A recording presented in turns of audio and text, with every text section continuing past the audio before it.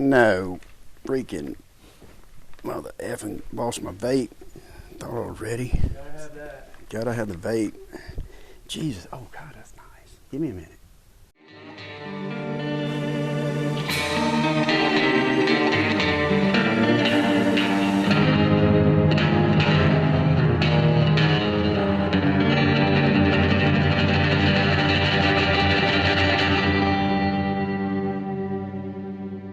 Hello, I'm Paul Bryant, host of A Dying Breed. Today's a guest I've wanted on here since day one, special to my heart. It's all about the law enforcement task force. It's where my family's from, what they've done. Please welcome Stacy Eubanks. What's up, Stacy? Let's go back a little bit. Where you currently reside and what's your family? You got kids? What's going on right there? Let's start there. Yes, sir. My name's Stacy Eubanks, and I currently live in Leakesville, Mississippi. I've been living there about 28 years. Been married for about 28 years. We have two biological children that are 23 and 21. Caleb's 23. My daughter Olivia is 21.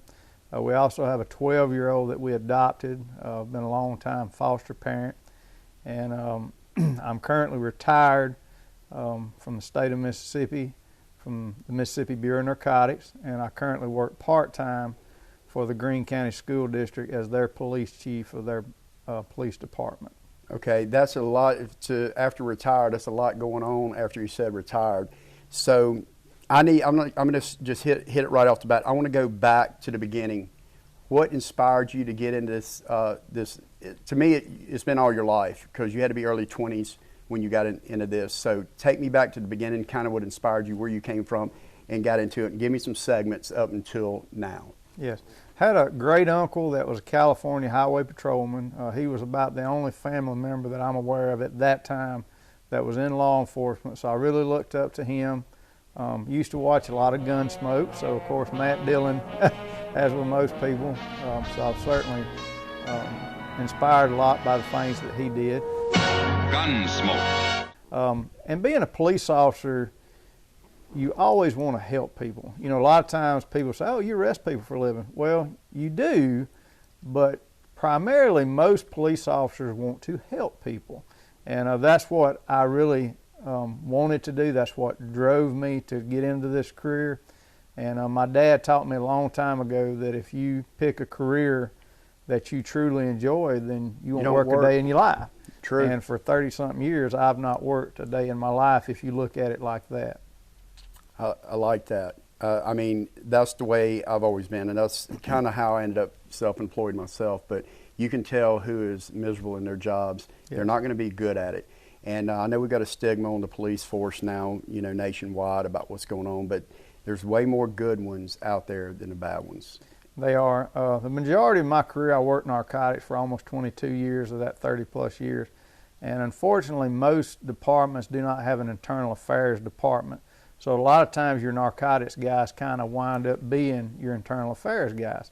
And very few officers are dirty or corrupt or do things they shouldn't do. Now, as with any career, there are some. The problem is when you find one, arrest one, and I've unfortunately had the opportunity to do that on several occasions. Not many, but probably 5 or 6 through the years. And they get a lot of media attention. Now, if that was another career, you wouldn't see that. But exactly. When those arrests are made and those prosecutions are done, that's high priority on the news list, as it should be, because, and I'll tell you anything about that. Most cops that are clean cops, that are good cops, do not want dirty cops around because it makes us all look bad. So as in any career, there are some, not going to be many, but we certainly don't want them in our field of work. From when you started at the beginning, and do you have a different respect level? I know you personally, and I understand you're well liked, and that's why you're here on this show.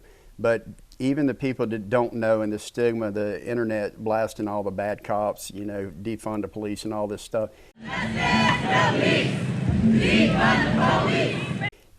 Are you treated different? Do you get a sense when somebody sees you in uniform? Is it less respect than what you got in the past? It truly depends on where you're at. Certainly, there are some people that just haters. No matter what you do, they don't even know you. Mm-hmm. You know, you're a bad guy. Against you. And then the other thing is, the flip side of that is, you go and sit down at a restaurant and eat, and if you're in, you know, your badge and gun and your clothes that you look like a cop, a lot of times you will have people come up to you, hey, thank you for what you do. I appreciate you. And that means a lot. And then also you get up there to pay, and then it's like, hey, somebody took care of it for you. So, you know, you get those, and those are the things that really make you appreciate, you know, that not everybody is a hater. Exactly, and I agree. And I'm that guy that's, thank you for your service, but I understand a little bit deeper because I lived the life of it because my father and my grandfather was in the I guess the line of fire with law enforcement throughout the whole time, and it made me nervous, you know, him doing it, but I respected what he did and I understood that it had to be done. But so back in your early 20s, you have come out, you got into a narcotics division initially versus most people go through PD and county sheriff's department.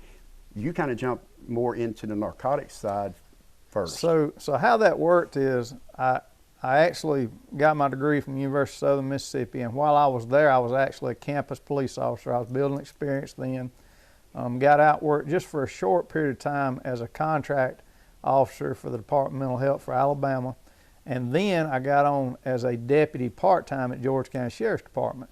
While I was there, I worked for the Department of Corrections, the State Department of Corrections in Greene County, which is kind of how I wound up there as a correctional. I worked there about 2 years while simultaneously working as a deputy with George County. Well, once I got on full-time at George County, it wasn't very long at all.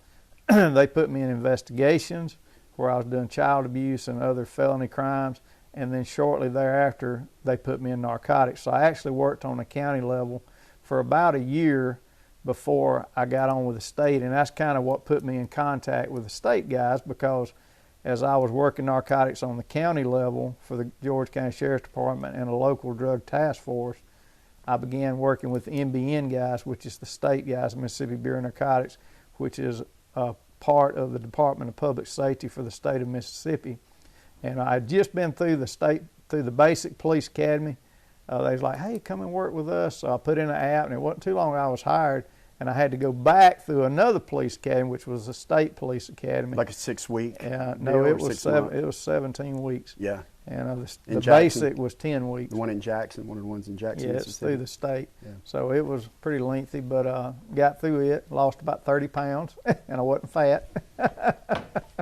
But we got through that, and then so I worked almost 20 years with the Bureau of Narcotics, and then when I retired from them, I took over as the commander of the Southeast Mississippi Narcotics Task Force, which was George and Greene County, and I worked as their commander for about a year before I took this job with the schools where I'm at now as the chief. And that is in Greene County, It Leakesville City? Yes, sir. Yes, sir. For the county, the school district there, we have 6 campuses, and I have 3 officers, including myself.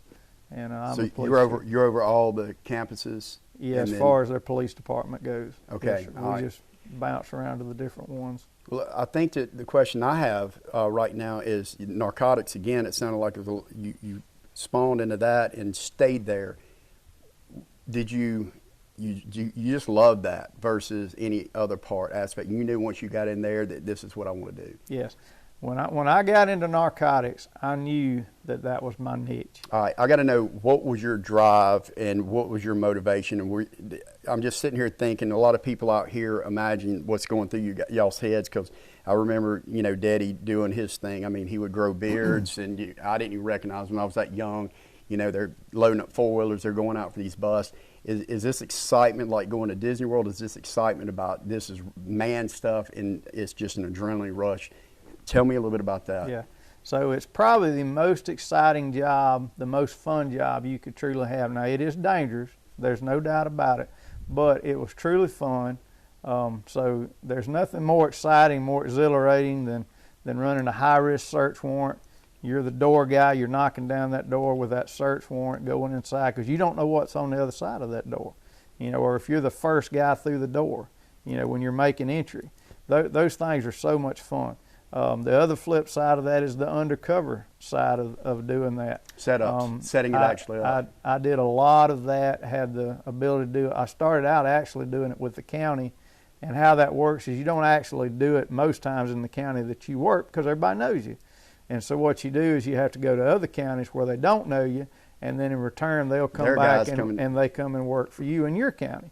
So it's the difference between an undercover agent and a case agent in the narcotics world. But that is so much fun, and it's a lot like what y'all do in the acting part, because you literally have to act like a bad guy, right, and fit into that world, right, and make them to where they trust you, right, to be able to commit a crime, which is selling narcotics. Well said. you have to be an actor, and I agree there. And I know somebody at this point sitting here asking after that statement right there, and you can elaborate as much or little as you want to. Gun shootouts, just gunfire. How much, I know it's been some of that. Did you ever have to, deal with something like that? But it's a touchy question, subject. Yes. So you tell me what just give me what you got. I have been very blessed. I used to do a lot of PR stuff for our department. And what that is you would actually go to schools and churches and do drug presentations and talk to these kids about the dangers of drugs. And that's usually the number one question you get right out the door. Yep. And I was blessed in my entire career that I never got into a shootout. Now, I was there on scene almost immediately when stuff had occurred, and because you're his backup, right, or whatever. I've had many instances where guns were drawn. Luckily, I did not have to pull the trigger. So just really blessed in that aspect, because most people think, a lot of kids and even adults think that every cop has killed 5 people, last week. And a lot of that, it comes from the TV, because yep, if you watch TV like Matt Dillon, he shot somebody every week just about. Right. And in real world, that doesn't happen. Now, don't get me wrong, we are around dangerous stuff all the time, and it could happen tomorrow. Yep. But as a rule, that's not something that happens to I know a lot of cops that took their whole 30-something year career and never had to pull that trigger. So, and I hope that I never do. But at the end of the day, you got to do what you got to do to get home. Right, exactly. And that, just to touch on that, as far as a 30-something, 40-year career, 50-year, Daddy was about his 50th year when he actually had to pull the trigger. There was no death involved, but it was, he shot the guy's arm right here, and I was like, why did you shoot him in the arm? And he said, I was shooting what was killing me. The man wasn't killing me, that gun was. So he was firing at the weapon for what he could see. And my mom was involved. This was in a Pete Sud, it's a whole different episode. But he didn't have to actually do that. He'd been shot at before, but he didn't. He was shot at and had returned fire and hit. So now I was after 50 years. So let's rewind back to what is a big deal to me, and I'm not sure we have enough of it. You mentioned something about educating the young about what's on the streets, the drugs. I always thought that was really cool that the real police officers from narcotics came in and sat there. You were talking about sitting these kids down, displays of this is what you don't want to do and this is why. Yeah. And so the thing about that is, and I tell everybody, you're not educating those kids about this and that, because I actually did one time in a church, and this lady come up, an older lady, she come up and scolded me. Like you're teaching them something. You're educating them how to do this stuff. And I said, oh, no, ma'am, I'm certainly not. I said, because I promise you, if I'm not telling them how dangerous this stuff is, somebody at school or wherever is telling them how cool it is. Okay? So I want them to actually see what it looks like. I want you to see what it looks like, because before I got into narcotics, before I got into law enforcement, I had no idea what drugs looked like. I had no idea what paraphernalia looked like. No idea at all.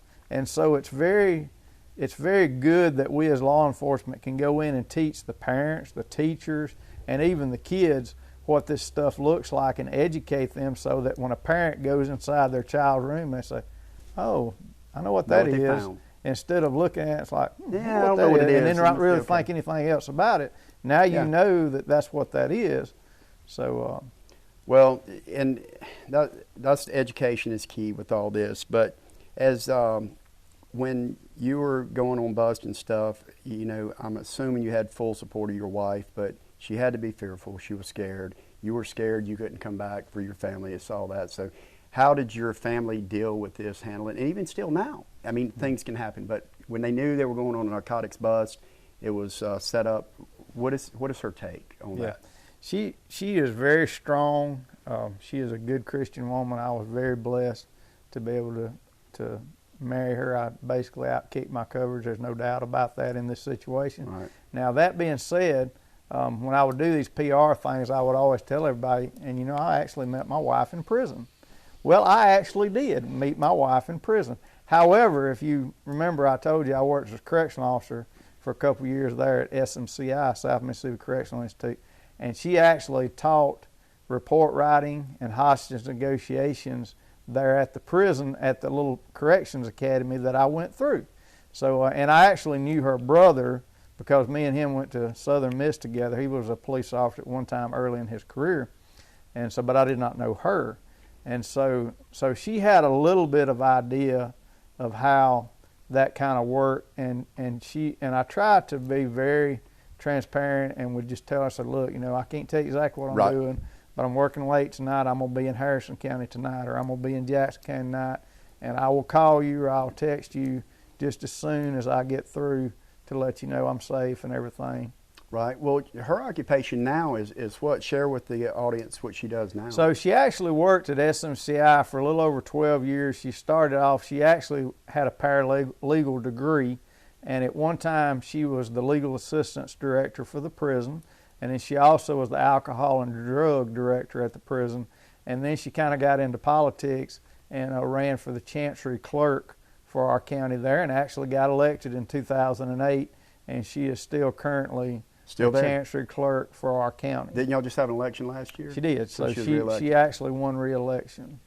Yeah, so it sounds like she's there for a while. She knows what she's doing. So her being on this side of the fence, she's got a little insight of what's really going on. She's just not blinded to it. You know, my mom was a school teacher, but she understood a lot. And I remember as a child, you know, him leaving, and I'm going like, where's Daddy going? Well, he's got to go on business. And I was figuring it out.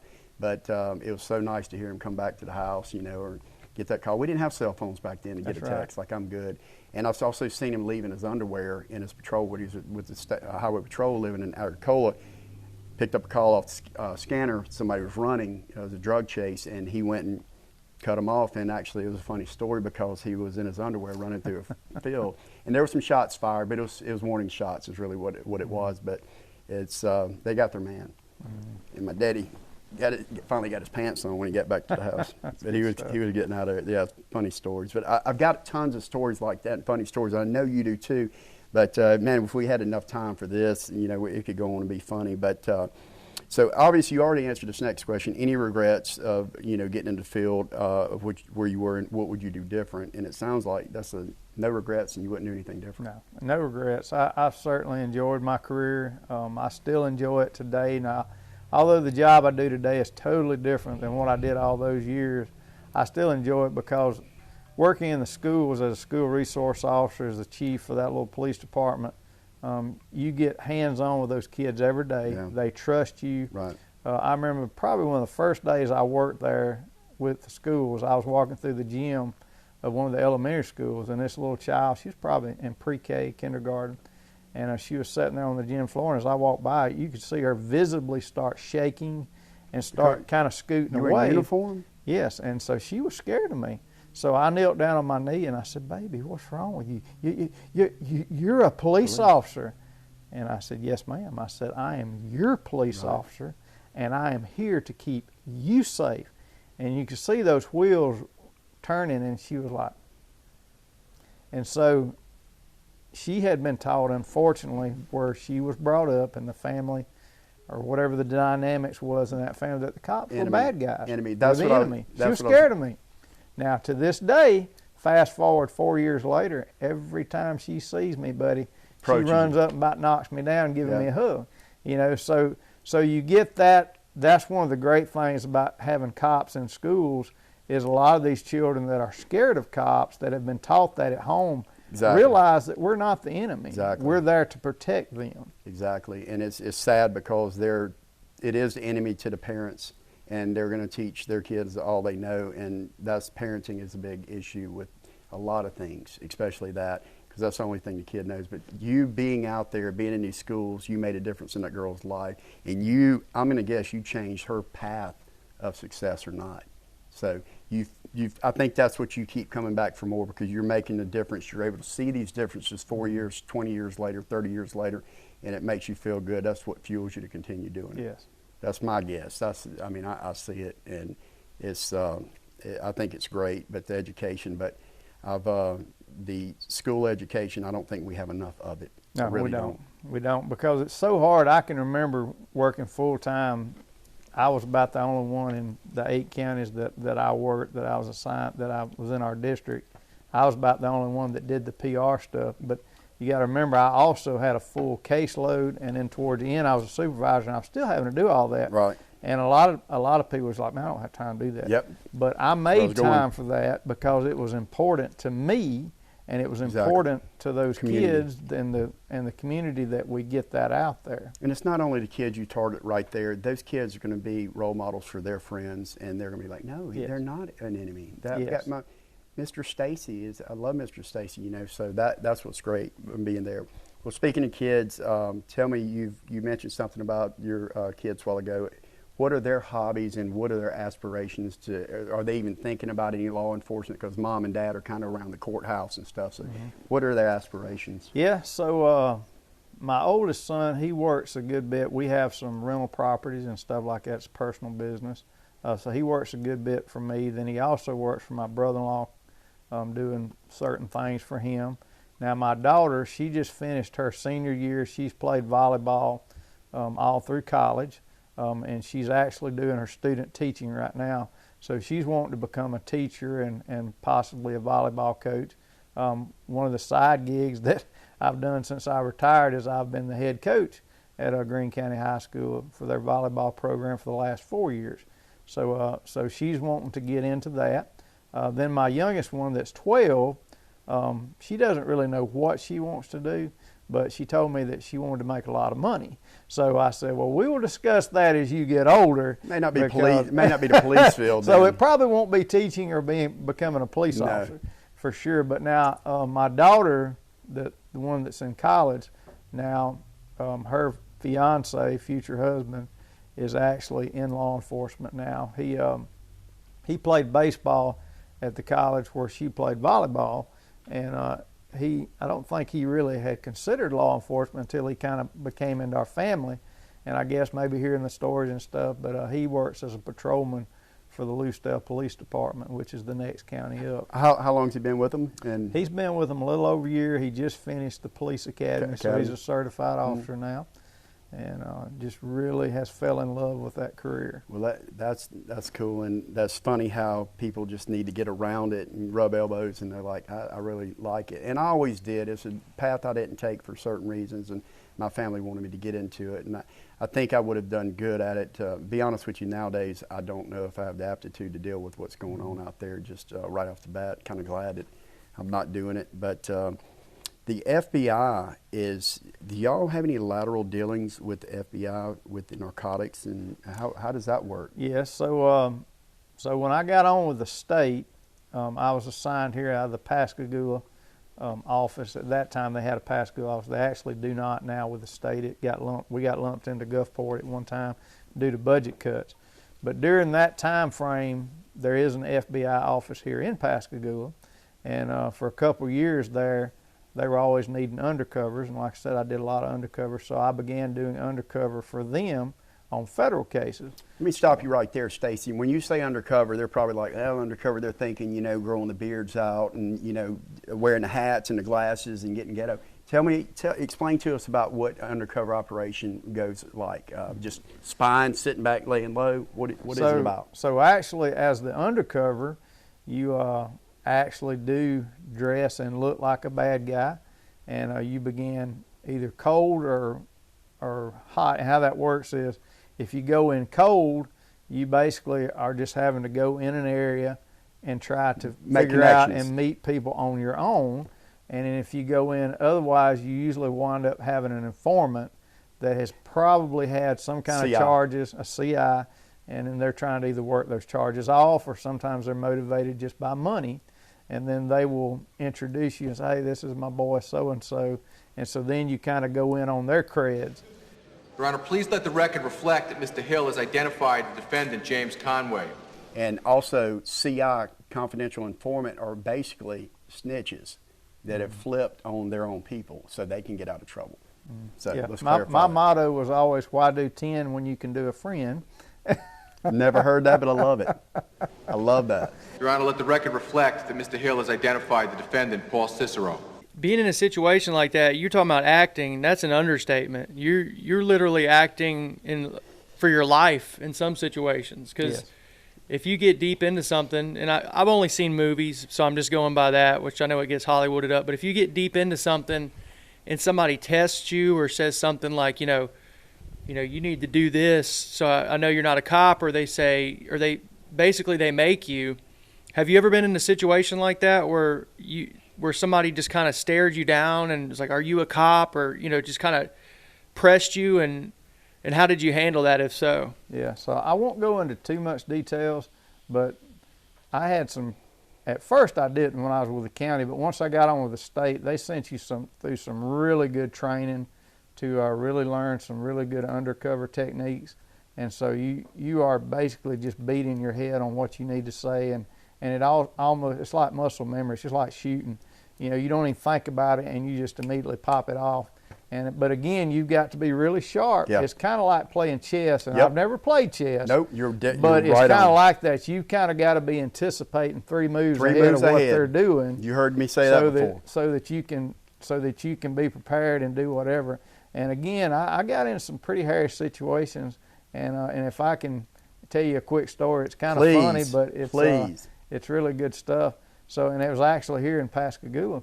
So on this particular day, I was going cold, and I was just riding around in some rough areas that we knew they were dealing drugs. Real quick, when you're in like confiscated vehicles and stuff. Yeah, a lot of times we'll use vehicles that's been confiscated, and then once they turned over to us, we can either sell them and get that money and put it back in our program, or we can use them for undercover rides. And the tags that y'all would run were just unmarked, or with the state they'd recognize. Yeah, a lot of times because they would even give you driver's license and all that stuff, so you really are who you are. Okay, great. I didn't want to cut you off, but I want to educate them what's going on. So it's pretty interesting.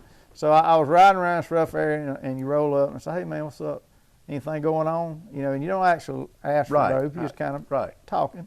And the guy's looking at me like, side-eyeing, looking you up and down, sizing you up. And so he's looking and he goes, Officer Eubanks.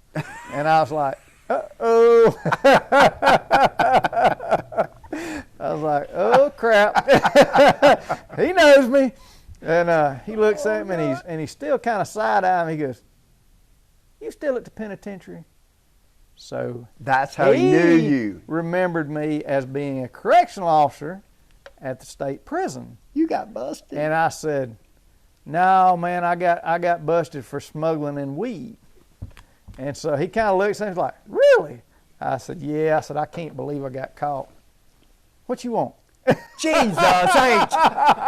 God dang it, they're not rocket scientists. I said, hook me up with a cookie, man. So back then, that was when crack was raging, and so I bought about $400 or $500 worth of crack. So he told me to make the block. Oh, come back, and this was back in the pager days. Yep. 90s. So early 90s. he gave me his pager number, and we did the deal, and so I would actually page him, and I wound up buying from him 3 or 4 more times. Were y'all recorded? Did y'all have anybody on the listening in? Yeah. So why you do that is for 2 reasons. Number one, for safety. Right. And so if something happens, I can say, hey, you have a code word. Right. And you say, hey, whatever. And actual conviction. Then they come in. But at the end of the day, you're there on your own for a minute or 2 or 5 or however long. Yeah. But also for the conviction part of it. So in the early days, it was primarily just audio. But then as things began to evolve, it was easier to get cameras in, and it's pretty much to the point now. Before I retired, if you didn't have it on video, they wouldn't even want to prosecute it. Exactly. Just because it's back in the day, a man's word was his bond, but now unfortunately it's not. Even though as a distinguished career as I had, I'd never had never been caught up in anything that was wrong or whatever, but at the end of the day, you got to have it on video pretty much now, or people just don't want to fool with it. I agree. I'm still snickering about the way you said Officer Eubanks. You got busted. And that is a true story. That's awesome. Can you get into the details of when you, I guess, put the bracelets on him and he's like, you know, like he's like, maybe I should have gone with an instinct so there. That's another funny story.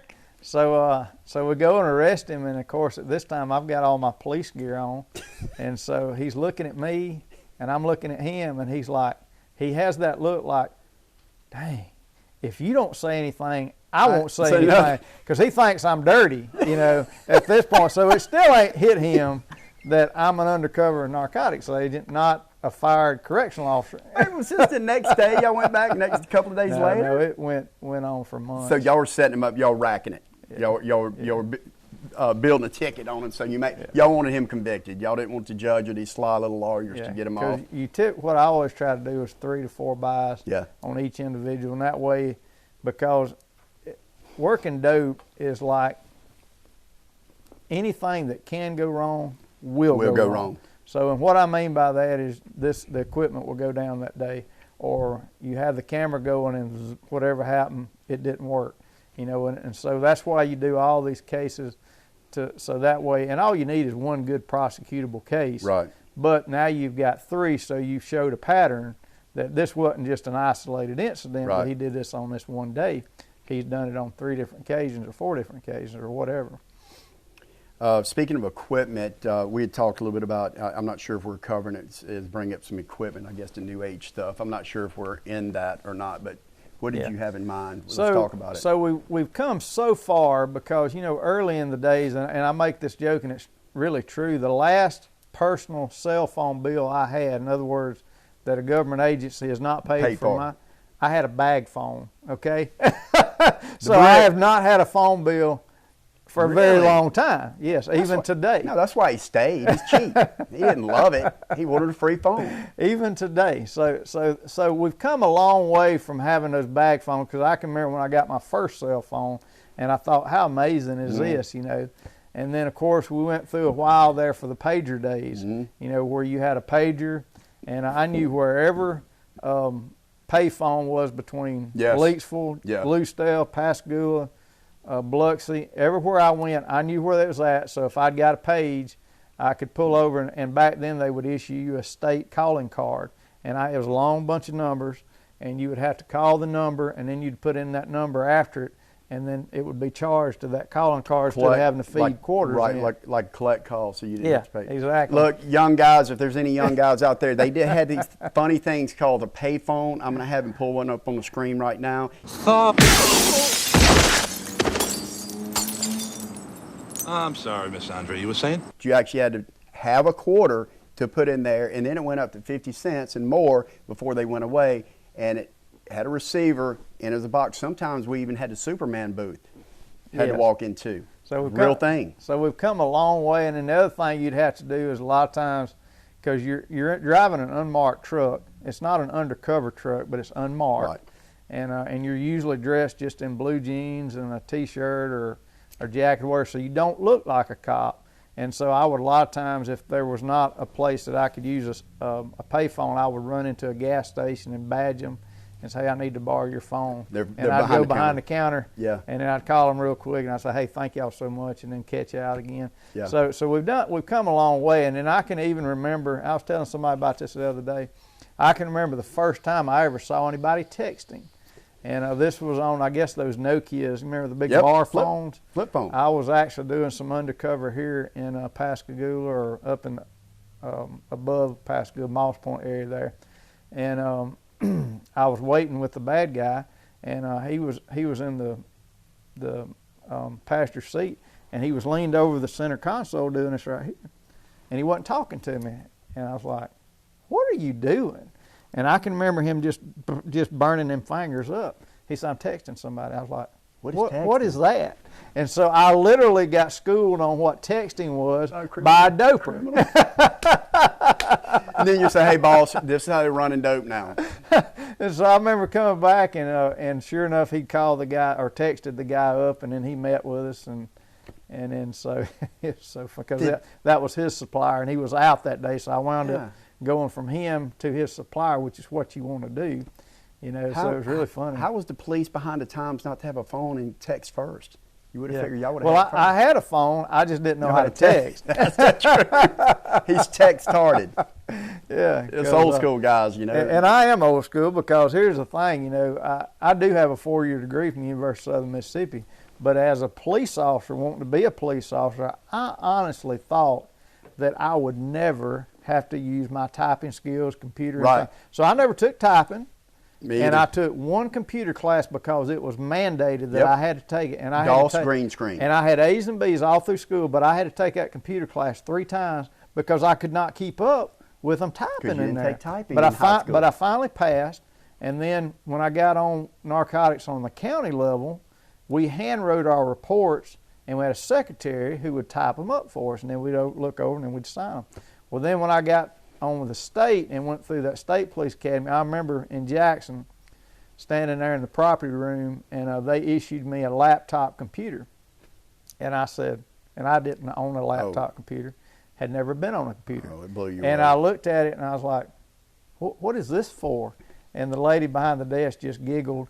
And little did I know, I spent more time on that dang laptop than I did anything else, because you would have 10, 15, 20 minutes of fun, and then you'd have to do a 15-page report. You know, now towards the end of my career, I got really good at it, even though it was the old 2-finger henpeck method. And I'll say this, and these 2 fingers have put a lot of folks in prison because this is how I type, you know. I'm not even elaborate on that, how that came about. So I got really fast with these 2 fingers. Let's back up to college. Did you, as far as what was your major, criminal justice, or even was it even there? So this is what I did. I talked to some guys that had been in law enforcement because I knew that's what I wanted to do. But I also was very interested because I think if I told you I started off as a lifeguard and a park ranger, so I was really wanting to be in the state park system, the federal park system, or a game warden on state level, or federal game warden. So I actually got a minor in criminal justice at the University of Southern Mississippi, and then my bachelor's was actually resource management.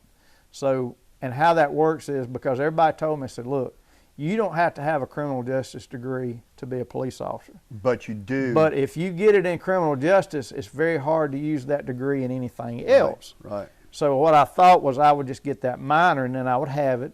And then, like I said, I was working with their campus police department. So I was getting experience, and they said that would be really important.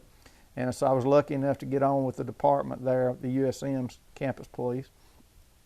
And so I had that, and I actually applied with Game and Fish, and I applied with Army Corps of Engineers, a federal park ranger. So I had several opportunities. It's just that NBN wound up hiring me before these other agencies got the opportunity to go let's with talk them. about the money with that. First of all, let's back up to being a game warden. When I found out their salaries, I was blown away, and I was like, I don't understand. And they said, no, you got to have an education in criminal law, or you had to be an attorney. There's a lot of old retired attorneys that are making it there. I heard $75,000, $100-something thousand for some of these places. Is that hearsay? Yeah, you're way off. How much? So I now, heard lies. Back in the day, with the federal government, you would have made that at some point in your career. You know, those guys make well over $100,000 after they've been there a while. But on the state level, and I'm just going to be honest with you, it's 50. Embarrassing. No, 30? It's embarrassing. As a correctional officer with the state, I was making $18,000 a year. Give me Now, a you year. got to 90s, think this is in 90, the 90s. So it's like And 25, then 26. As a deputy, full time, I made $1,000 more, so I was making $19,000 a year. Then when I went to narcotics, I got a pretty good pay raise and a take-home car, so I was making $24,000 a year. Okay. Well, then when I got on with the state, I actually took a pay cut to go on with the state because theirs was only 23-something thousand at the time. And then fast forward 20 years, I was still only making a little over $50,000 a year. Now, fast forward to today, and just starting out, those guys are making a little over 60 now, because they have, within the last 7, 8, 10 years, they have realized with this push against the police that people's not going to come and work, period, and especially not what they're paying. No. So the rates have had to go pushing. up, and they have significantly. Now, still, is it enough? No. But the salaries have gone up significantly in the last 5 years since I retired. And I'll tell you, I was raised on state pay. My mom was a school teacher. My dad was in police forever. And these people do not get paid the money they deserve it, even today. Never have, never will. I think that sanitation departments make more than what the teachers are right now. And what these teachers have to put up with nowadays, not worth it. And they're going to have to do the same exact thing. Police have never been paid enough. What we've talked about today, this man walks out the door, or even at his house, he's risking his life. And what is your life worth? And it's not these pennies he's talking about, because I was raised on that pay. I saw it, combined state pay. And if they brought in 60, 70 grand a year, that was a bonuses and great everything. And I was in the late 90s, 2000s. So no, you've got to have a passion for it. You've got to love it. You've got to aspire to get up every day and just get excited about what you're doing. It ain't about the money. You don't do it for the money. You don't do it for the money. You never do. But at the end of the day, you still have a family. So most cops, I don't know very many cops that don't have side jobs because they just have to. And even to this day, I've got 3 jobs. You know, I manage a gym there in Leaksville that I've done since I retired. I'm also the volleyball coach. And then I've always worked these ball games, sporting events at the high school. And I continue to do that for extra money. What do you mean working those? What do you do? So you basically are security at football games, baseball games, softball games, soccer, basketball, volleyball. Is that a city deal, extension of No, city? that's actually through the school district. School administration. It's just I get paid in a different way Gotcha. to be able to do that, and just like I did before I retired. And that's kind of one of the things that helped me get into that with the schools, because I was already doing security for them just as a side job for a little extra pay. Well, it makes me wonder if it's always been the way I've seen it, is the benefits have always been pretty good considering a lot of other places with the state. And I wonder if they rode on that. You got these great benefits, so we're just going to pay you pennies to live on until you get ready to die, and then you're going to be comfortable. Is that kind of, what do you feel? I think most people realize that Mississippi is truly the lowest paid in the United States for law enforcement and teachers. There's no doubt about that. But they do have a great retirement system. Yep. So if you can ever make it to that, I get a check first of each month. I call it the Mailbox Money Club, you know, and that's now that's something that was not given to me. I earned it. Thank you. And so, you know, it is a very good retirement system that we have, and hopefully our legislators will protect that and not let that go to the wayside. And they'll try. Somebody will try. And it's been threatened before, along with Social Security. And it's just it's crazy, the thoughts of that. You work all your life, and then they want to take this away. And it's a real threat. And it's just, the world's a little bit twisted. It's come a long ways, and that's just what this whole show, A Dying Breed. People I have on here, we're a dying breed. We think different. We've seen a lot of different stuff. And we take a common sense approach, and I think that's the main thing that's been lost in today's world, the common sense approach. And what is your take on as far as, I guess, the common sense approach, things you see out there, just going to Walmart, just going out, the way people drive, it's entitlement. They're like, you know, what's your take on that? You see where I'm going? Yeah, it just is amazing to me. Like just coming down here, on the way down here, I was coming up on a red light that was green, and I was doing the speed limit, and I see an 18-wheeler comes up, and I thought he's going across the road, but he's not. He's doing a U-turn. Well, guess what? He's pulling a load, so I have to slam on brakes as he has got both lanes totally blocked, and it's a green light.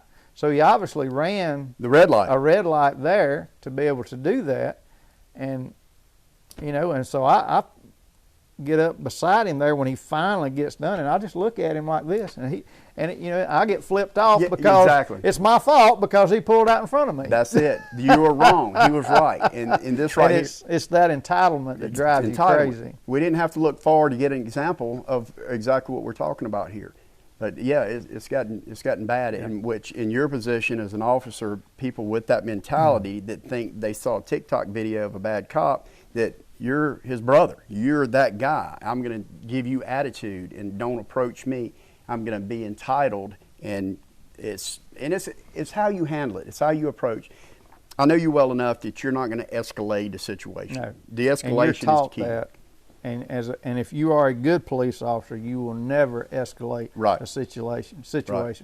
You are taught to de-escalate.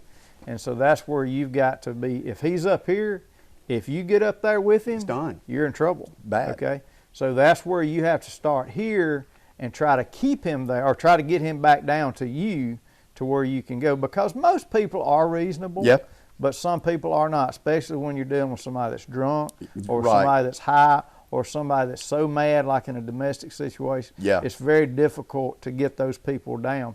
But here's the thing, you know, most cops, if you will just comply, and what I mean by that, if you get pulled over for whatever the traffic violation is and you're an average citizen, put your hands at 10 and 2, yes sir, no sir, yes ma'am, no ma'am. They ask for your driver's license. They have every right to ask for your driver's license. Show them your driver's license. Show them your insurance, because a lot of people don't realize that driving is a privilege. It is not a right. Thank you. So if you would just comply, instead of being a smart aleck, cussing, why'd you pull me over? You didn't have no reason to pull me over. And then start cussing the guy. Well, guess what? You don't do that, okay? So, and most times you can even wind up with a warning, you know. And I've even been in that situation where I've been pulled over. 10 and 2, yes sir, yes sir. Well, I'm gonna give you a warning. And I didn't tell him I was a police officer. Right. And I wound up with a warning, you know. And I did do wrong. I was doing 10 miles over the speed limit, or 15, or whatever, you know. And I truly try not to speed when I'm in my personal vehicle, just mainly because of the safety issue of it, and number two, because gas is so expensive nowadays. You just can't afford to speed. I can't. So no, I'm with you. So I try to be very courteous to our officers, because heck, I am an officer myself. But so many people are not, and they try to find. So I want to speak to your supervisor. You didn't have no right to pull me over, you know. Instead of just complying, and if the officer asks you to do something, just comply. Now, if he's out of line, at the end of the day, if he's right, wrong, or indifferent, it will come to light. But that's where so many problems become really bad problems, because they didn't comply. Exactly. And it's just compliance is all it is. It's common sense, guys. It's common sense. It's actually, this came up, and this is something I'm a big advocate on, as far as getting people to understand.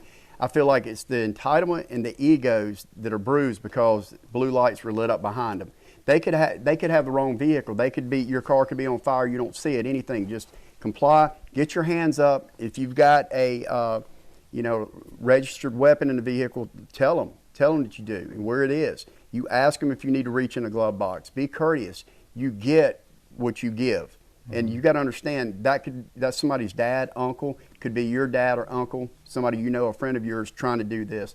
It's simple, but it's the egos and the common sense, that the entitlement of people. How dare him pull me over? And then we can totally get in a different thing about public officials. Yes, sir. Yeah, no, I was going to say it's, we're talking straight about entitlement, and, you know, people just feel this empowerment, and also that they're going to be the next person. I really feel like people in the back of their minds feel like they're going to be the next person to go viral, or they've seen it on other videos, so they feel like they can just they can talk to people however they want, or do whatever they want. And honestly, they can, because they have the right to. I mean, to a degree. But what I'm saying is the tradition of how I was raised was to respect your elders. With cops, it was yes sir, no sir. But not even with just police officers or law enforcement. But some of these videos I'm seeing of how kids are acting towards teachers, and then they're calling their parents on the phone while they're yelling at their teacher in the classroom, and the mom's backing it up. You know, it's just crazy, man. It's like the generation's turned upside down. And that might just be a microcosm of things I'm seeing online. And it's tainting everything for me. But I just feel like there's so much tension and there's so much disrespect nowadays that I don't know if it can be undone.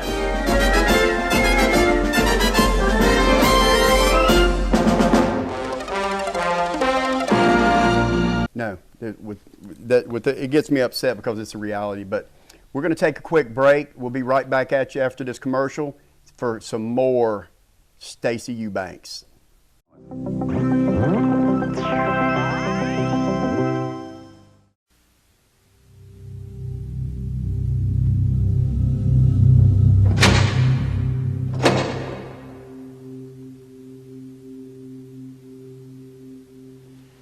This is crack, rock cocaine. It isn't glamorous or cool or kid stuff. It's the most addictive kind of cocaine, and it can kill you. What's really bad is nobody knows how much it takes. So every time you use it, you risk dying. It isn't worth it. Look, everybody wants to be cool, but doing it with crack isn't just wrong. It could be dead wrong.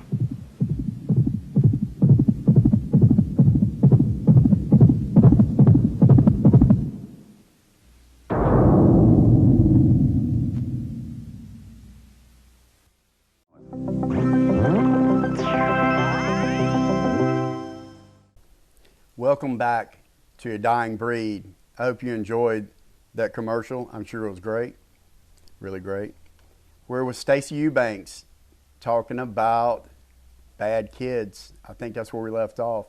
Hunter, I think you were elaborating on something about some TikTok stuff you had seen, and we'll start there and then we'll roll into. Yeah, I was just elaborating on just how much stuff's changed since I was younger, and it may have always been like that. We're just now being able to see it, but I don't know. It just feels like the pulse of the youth is a lot different, and I can also just be one of those people that, you know, in my generation, you know, as you get older, and things that are different you don't like, but I've just seen a lot of disrespect, a lot of just tension, and you know, if for teachers, for law enforcement, for a lot of people that when I was younger and how I was raised, that you held in with prestige and respect. You know, of course, unless you're being disrespected or something like that, but I just see it's just different, man. And I don't know if I'm unique to that or if other people are saying it. Where in the world is Carmen, San Diego? No, you're not, because I'm seeing it.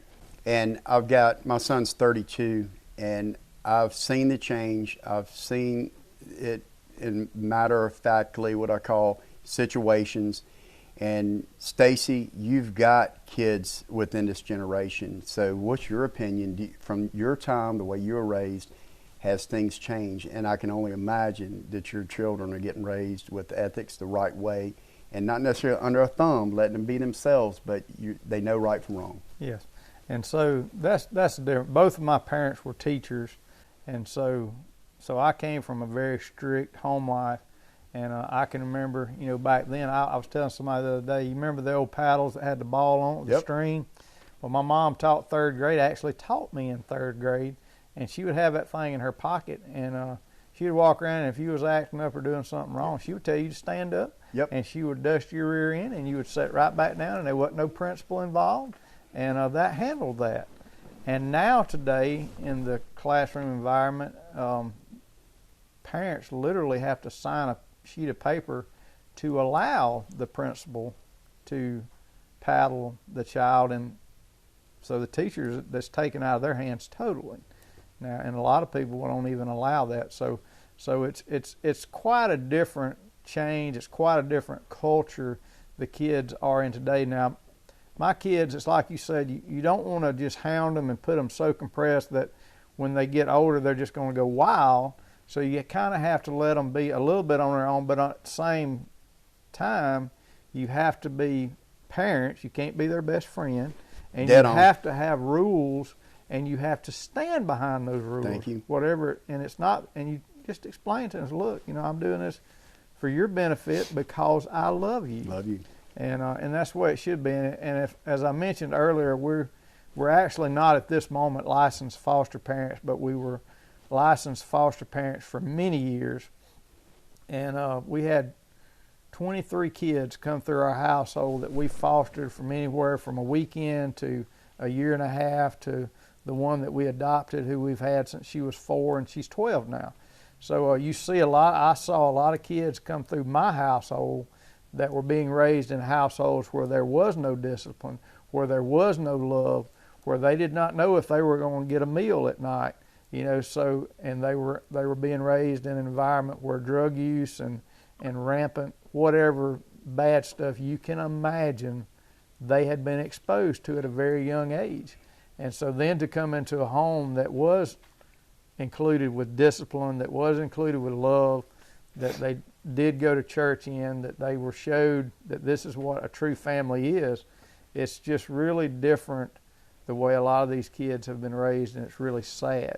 Wow, okay, that just blew me away. So I'm not as good a host as what I think I am. I should have picked up on that earlier with the question. I didn't know that you were fostering that long. I knew that you had adopted, but That's crazy. Well, that opens a whole nother avenue of you've seen it direct change because you've actually had the results of bad parenting, I would think, to a certain degree, that you see the differences of what they're about.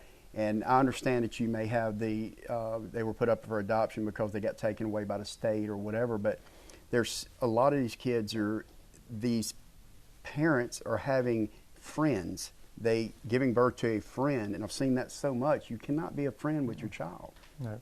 You have to parent them. You've got to parent. Tough love. Tough and love. Let me elaborate on that's fine. I've seen them try to discipline them. 20 minutes later, they've forgotten about it. There's no reference. You're in your room for the weekend. By the time the weekend comes, they've given them $50 to go out to the movies, bought them ice cream and an Xbox. Yeah, you've got to stay hard to whatever you say you're going to do. You've got to do it, because if you don't do it and that child sees that you're not going to do it, there's no repercussions. No repercussions, and they carry that on to the school teachers and the law enforcement. And here's the thing. If you don't parent them strong when they're younger, you're going to have heck with them when they get older. But if you do it the right way when they're younger, and I'm not going to tell you that, you know, some kids come from a great parents, they come from a great family, True. and they still bad. do wrong. Still bad. But high percentage of those kids that were parented right, parented tough, they wind up being good, productive citizens later in life because you done it the right way when they were younger. Because I see it. I had somebody text me the other day, I don't even know who this lady was, and she was wanting me, I've got 2 kids, they won't mind, they won't listen to me, one's 12, one's 14. Well, it's probably too late at that point, and there's not a whole lot I can do about this, because that's something Mama and Daddy has to fix, and it should have been taken care of when you were younger. 2 to 3 years old is where that starts. Yes, you've got to. It's where it starts, because a child knows right from wrong. I've actually seen children, many occasions, when they didn't get their way, they just start screaming, crying, and yelling, and then when the parent gives them what they want, it shuts up. You know, right away. It's learned to manipulate like an animal. You have just taught that child, This is how I this get is what I how want. I get what I want. What you And got, it never Hunter? changes. Yeah. It gets worse. No, I was just going to say there is a window there, and I think it's to like maybe 8 or 9 or something like that, but there's a window, and I'm not saying that life can't humble a kid into shaping up, but you know, that's all they talk about nature and nurture. Are we the way we are because of genetics or because of the way we were raised, products of our environment? And I think it's a little bit of both. And that's just that nurture part of it. You know, sometimes you can, for 8 years of their life, they've been taught this certain thing, like you were saying, that they're able to manipulate in that way. You know, I know she's going to give in eventually. All I got to do is keep throwing a fit, and you know, then they learn that behavior, and it carries on with them, and you know, they adapt into adults with it. You know, Exactly. and the world isn't always going to be like mama, so they're in for a rude awakening. Well, and the internet is giving these other kids leverage that their way is the right way, and there's a lot of learned information, and these influencers like, this is the way I am, so I'm going to be just like that because I aspire to be just like this influencer. And there's some terrible ones out there. The question I've got before we get into the final question is, what do we and can we as the dying breed do to start this change? We know it's got to come back. It's got to change, and history always repeats itself. So what's going on now? What can we do? What do parents need to do to make that difference? Is it what we just talked about, starting at 3 years old, these kids getting phones too early? What do you think? What's your opinion? What would you give these people advice? Yeah. So probably the first thing that truly hurts today is the breakdown of the family. And that's where the mother and the father do not stay together. Single parenting. And then they become a single parent. And then a lot of times they leverage, the child leverages one parent against the other. And Dead I see on. that, and that's really not good. So, and I'm not saying some marriages just cannot make it. They cannot last no matter what you do. They're better apart for the child. And it is what it is. But if you can truly have a family, that's so important, because statistically it's just very obvious.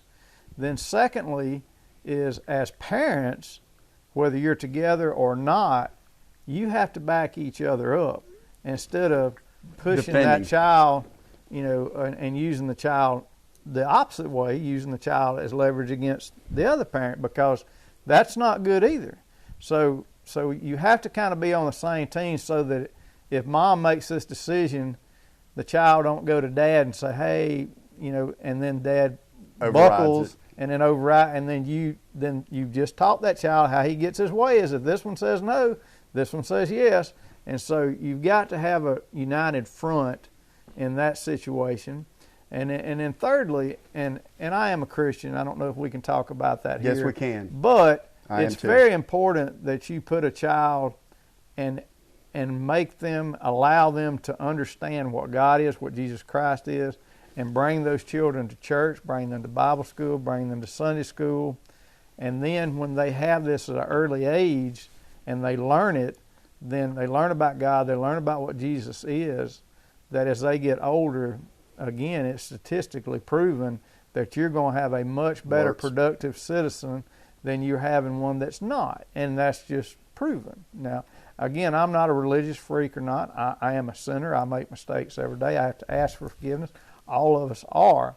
However, it's very important to me because every Sunday I'm in church, and I try to read my Bible. I try to do the things that I need to do. I try to go over my Sunday school lesson. I'm actually a certified lay speaker through the Methodist Church, where I am not a preacher. Imagine that. But I actually do preach. Not a surprise. So I actually am pulled. I just preached at 2 different churches, one in Jackson County and one in Greene County, one in George County just a couple weekends ago. But so that's important that you learn your Bible, you understand your Bible, and you be available to be a servant to God at whatever your talent is. One of the things that I tried really hard to do when I worked narcotics is I kept a stack of Gideon's Bibles, and some liberal is going to just blow up when they hear this. Yeah, they will. But when I would get through interrogating them, interviewing them, whatever, got through process, all the stuff I had to do with my job with that case, then I would sit and look at them. Are you a Christian? And I would talk to them about God, and I would witness to them, and I would explain to them, you know what, you're not a bad person, you just made a really bad mistake today. Right. You can learn from this. And I would explain to them the plan of salvation. I would give them a Bible, and then we would talk about that if they wanted to. It was not forced upon them. Right. And Key. almost every occasion that I gave them a Bible, it was taken. Now, Not given. did anything happen to that? I don't know. But the seed was planted. And if anything did happen, it wasn't because of what I did, but it's what we do in our jobs. And I talk about this almost every time I preach. We cannot rely on the preachers to be the guy that can save everybody. We can't do it. So we as Christians, no matter what our occupation is, it is God's, sorry, I'm skipping words here. It is God wants us to be His stewards in whatever profession we is, and we can always witness to others in whatever we do, whether we're a garbage man, whether we're a cop, whether we're a doctor, whether we're a nurse, whether we're a teacher, whatever profession we're in, we can show others and always be available to do that, and that's so important. Because we're all human beings. I see everybody as human beings, not a profession or what have you. We're all human beings. Yes. And that's what the people lose focus. Because you're a cop, I'm not going to talk to you. No, that's a human being. He's got a family. It's not who you are, what you are about. But once again, I'm surprised finding out more about you. I did not know that you did that. And that's what the podcast is for, to bring this out and learn. And I respect that. And I'm a Christian, and I'm a God-fearing guy. And I think that that's a lost deal. And it doesn't mean that you've got to be in a house called a church all the time. Being a Christian is where you're at right here and in your mind, what you believe and how you treat people. And the old saying is, treat others as you would be treated. That's just not, that's what I think we're sitting here talking about today with the way people are. These people are treating people, they would never want to be treated like that. That's right. And that's common sense to me. That's right. And that's very true with any profession. I tried to be very professional my entire career. I would yes sir, no sir you to death. I don't care if you were 18 years old. and I would treat you with great respect until you would not let me. Yep. And then, you know, we just have to do what we have to do. But it's so important that us as law enforcement do that. And the same thing with any profession, whether you work at Burger King, whether you are a lawyer, whatever it is, treat people with respect, and that goes a long way. And 95% of the time, you'll get that respect back. Now, there are some that no matter what you do, ain't gonna happen. It's just not going to happen. And at that point, it is what it is, and you still maintain your professionalism and you do what you got to do. The curve of downward spiral in my mind of where things started getting out of control with kids and even young adults now was, when did yes sir and no sir get lost? In your time, I know it had to be over 20 years that I saw it fade away. It blew me away when kids would say yeah and no, and I found myself habitually correcting them. I'd say yes ma'am, no ma'am, their own kid to them, and they're looking at me. I said, they don't say that. He said, well, we don't make them, and that was so important. It is. And that goes back to those manners. And when a kid comes by me and I say, hey, how you doing? And if it becomes a conversation, I'll say, yes, sir. And they'll look at me. I said, yes, sir. Perfect. Yes, sir. And then love it. And if you remember, I coach volleyball, and those young ladies know that it's yes, sir, and no, sir, Good. or yes, ma'am, and no, ma'am to my assistant coaches. So that's just how it works. You know, that's true professionalism. Yes. And that goes a long way with me. It's humanity to me. It's the levels of respect, you know, and that's why these younger kids, they're not getting any respect. And the elders, respect your elders, man. They've done their time. They've earned that respect, you know, in some form or fashion. But it's something about it is just having the know-how to deal with other humans, interact. It's lost. It's a lost art. But we could go on and on for a long time about that. Last question I really have for you.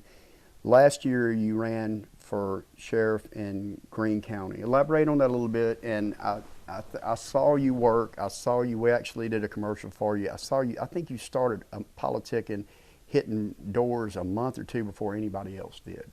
I was impressed with what you did. I was like, that man's serious. He's going in there to make a difference. So let's talk about that for a minute. That's right. So again, like I said, I'm a career law enforcement officer, and I've got a lot of connections. I've got a lot of training. I've got a lot of experience, and I was hoping to put that experience to work in Greene County. Now, it did not work out, and that's okay. It just wasn't meant to be, obviously. But I started out almost the day that I put my thing in, which was the first day that I could qualify, I started politicking. And the great thing about working for the school system, since I am retired, I only work 3 days a week at the schools during school year, and during the summer I'm off. So I was literally politicking, knocking on doors, going to people's houses, door to door, 5 days a week, Monday through Friday. I would generally go to my job at the gym. I would work out and do the things I needed to do there. I would run home, grab a quick bite to eat, and by 10 o'clock I was knocking on doors. That way, because nobody wants to get woke up, okay? Because you just lost that vote if you did. Exactly. And so then I would go knock on doors, and I truly enjoyed that experience because even though I'm retired, I still stay very busy, Right. and you don't have the time to go out and visit like we all would like to Right. do, want to do. So you get and I got to do that. Interact. And so I would literally go from about 10 o'clock to the first person that I came to that was cooking or eating supper, and then I would shut down because I figured nobody wanted to see me Right. after they'd worked all day long Right. and knocking on the door. So I got to really build some relationships with people in the county. Mostly older people were home during those time frames, so I really got to visit. And a lot of those people are, somewhat lonely. They loved it. So They loved it. some people, the record was 3 hours. I sat on one lady's Easy. back porch for 3 hours and sipped tea that she made me, and she asked me all kind of questions about law enforcement. Yep. And then I basically listened about her deceased husband who had passed away and the great marriage that they had had, her kids, her grandkids, her church. And she just had a great ball just talking to me and telling me about her life. God bless you and for I doing listened, that. and I enjoyed it just as much. Good. Listening to her tell me about that stuff. So it was truly a great experience for me that I really enjoyed going out and getting to see people in our community, getting to meet them. If they had questions from me, I would be able to talk. And then, of course, there's always a lot of political rallies. There were different events. I was set up at all those, got to speak at all those, so I certainly got to meet a lot of people, and that was interesting. One of them I was set up, I think it was the 4th of July. We was there in Leetsville, and the Army recruiter was set up right across from me. So he had a pull-up bar there, and so he had kids all day long doing pull-ups. I mean, we were there all day long. It was so hot. And I was set up in that booth, and so kids would come on, Mr. Stacy, I know I can do more pull-ups than you can, blah, blah. So I was kind of like, I can't really, I'm here on the table, I can't really. Well, finally, the last kid come up and did that, and I said, hold on. So I got somebody to set in my booth. I went over there, and I looked at the recruiter, and I said, hey, what's the most any kid has done today? And he said, 16. I said, all right, I'm fixing to beat that. And he looked at me, and he goes, phew. So, that just fired me up. So I got up there and I racked out 19. Have you got video on this? I do. I have it on video. We'll have it up. And so it's great. Nice. And unbeknownst to me, the person that I beat was actually my son. He was there earlier that day? He had done it earlier that day and did 16. and I promise you he could do more. It's just his friend had done it and done 12. And he just wanted to be his friend. Yeah. So it was really funny. But so anyway, so just a lot of really fun stuff that we got to do. I tried real hard. I've always been a believer in shop local. So yes. I went to just about every restaurant in Greene County, which there's not a bunch. A lot of our gas stations have little grills and stuff. So a lot of times if I was in that area of the county, I would pull in there and grab a bite to eat, and then I would take a picture, get them asked if they'd take a picture of me eating there. And so not only was I getting some PR from me, but I was promoting their business. And so I tried to do a lot of that, and that seemed to be people seemed to really like that. So it's just really fun stuff for me. I super enjoyed doing it. Well, good. I'm glad you did, no doubt. But yeah, you definitely stay busy, and just a lazy llama bean you are, man. But I've learned a lot about you sitting here for the last hour or so, and I respect it. That's why you're here. I knew it'd be interesting. A lot of people want to hear this stuff. It gives you insight behind the scenes of what goes on, because there's not a lot of sit-down talk with law enforcement, narcotics, and things like that.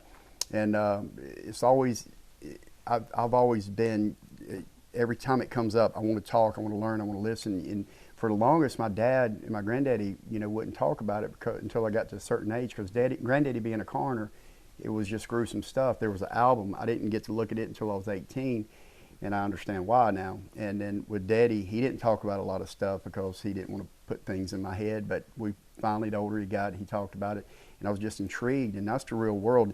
This is the stuff you guys are sacrificing to keep us safe, to sit right here without worrying about people breaking in, shooting up the place that, it could happen at any time. And people don't understand the difference just y'all's presence makes to make people act right. Even if people borderline that may not be a criminal may act crazy because they can't. We've got to have the organization and justice. But I appreciate your service and everything you've done, and thank you for taking the time to come down here. No doubt, it's a privilege for us, and maybe one day we can have you back. I actually, some of the FBI guys, I would like to see a sit-in with somebody maybe you'd worked with in the past, sure, and actually get back here and just hear some stories about that. But Hunter, have you got any other questions before we outro? No, I don't have any other questions. We could do a whole series on Mr. Eubanks over here. No doubt. I just want to say that you and your wife and your family, y'all personify what Southern hospitality is and what good Christian people are.